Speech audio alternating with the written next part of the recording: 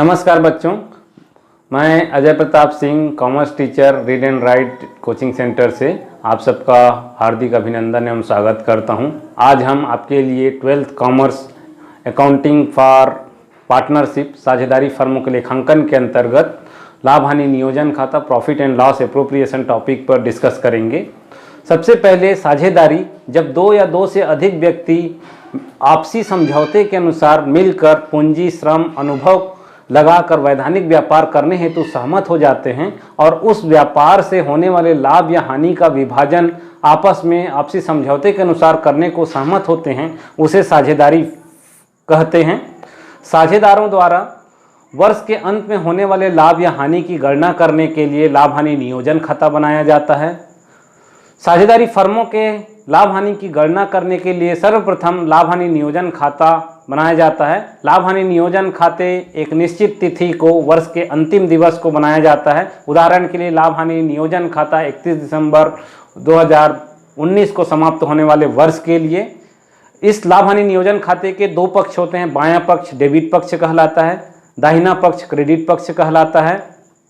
सर्वप्रथम लाभ हानि नियोजन खाते के डेबिट पक्ष में यदि पूर्व वर्ष के हानि दिया गया हो प्रश्न में, तो हानि को डेबिट पक्ष में सर्वप्रथम शेष नीचे लाया गया, बैलेंस बी डी करके लाया जाता है। यदि वो पिछले वर्ष व्यापार के दौरान हानि हुआ हो तो उसे डेबिट पक्ष में लिखा किया जाएगा। यदि पिछले वर्ष लाभ दिया हो पिछले वर्ष प्रश्न के आधार पर, तो उस लाभ हानि का नियोजन खाते के क्रेडिट पक्ष में लाभ के रूप में उसका लेखा किया जाता है। तत्पश्चात प्रश्नानुसार पूंजी पर ब्याज, वेतन, कमीशन, फर्म के अन्य खर्चों को लाभ हानि नियोजन खाते के डेबिट पक्ष में लिखा किया जाता है। और यदि साझेदारी फर्म के द्वारा साझेदारों ने निजी उपयोग हेतु या व्यक्तिगत प्रयोग हेतु आहरण किया हुआ है राशि और उस पर फर्म को ब्याज दिया गया है, तो ऐसी स्थिति में वो साझेदारी फर्म के लिए लाभ होगा और उसका लेखांकन लाभ हानि नियोजन खाते के क्रेडिट पक्ष में आहरण पर ब्याज,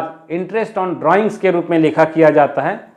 डेबिट और क्रेडिट पक्षों में लेखा करने के पश्चात यदि क्रेडिट पक्ष का योग डेबिट पक्ष के योग से अधिक होता है, तो ऐसी स्थिति में फर्म को लाभ होता है और जिसको आपसी समझौते के अनुसार लाभालाभ या लाभ हानि विभाजन के अनुपात में साझेदारों के मध्य उस अनुपात में विभाजित किया जाता है। और यदि डेबिट पक्ष का योग अधिक है, क्रेडिट पक्ष का योग कम है, तो ऐसी स्थिति में फर्म को हानि होता है और हानि का विभाजन भी आपसी समझौते के अनुसार उनको लाभ हानि का विभाजन साझेदारों को किया जाता है।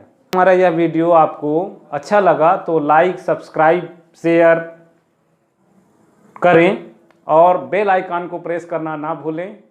Thank you.